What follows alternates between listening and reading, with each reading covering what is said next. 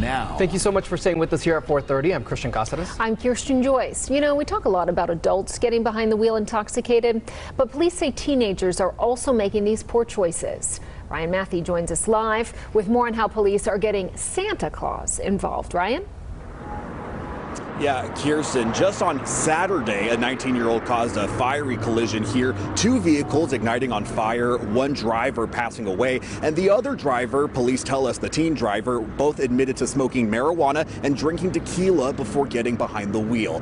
That scene is what officials are hoping to paint for high schoolers to get them to drive safer.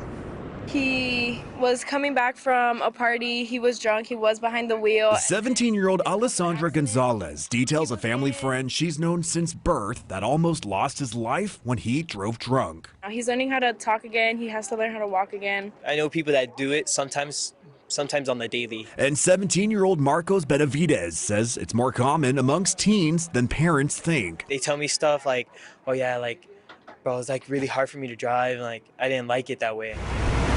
Distracted and unsafe driving yielding deadly collisions like this one in North Las Vegas that killed 9 people back in January. Metro Police reports of the nearly 18,000 vehicle collisions this year, over 5,000 of them ended in a DUI arrest of those who survived.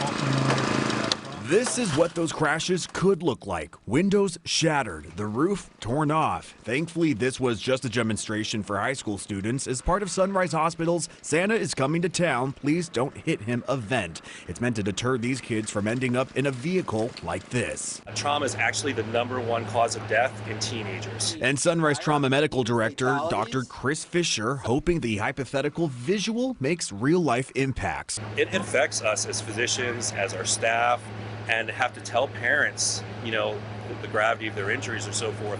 Just because they made one mistake, it's hard.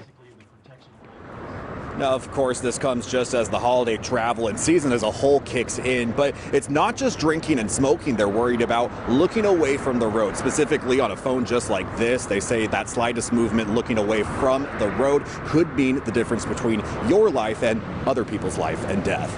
Reporting live near Lindell and Flamingo, Ryan Matthew, 8 News Now. Thank you, Ryan. Sunrise Hospital also reports caring for more than 5,000 trauma patients just this year from distracted and intoxicated driving collisions. And the most recent data from 2020 shows some 2,800 teens were killed in crashes like the one that Ryan mentioned across the nation.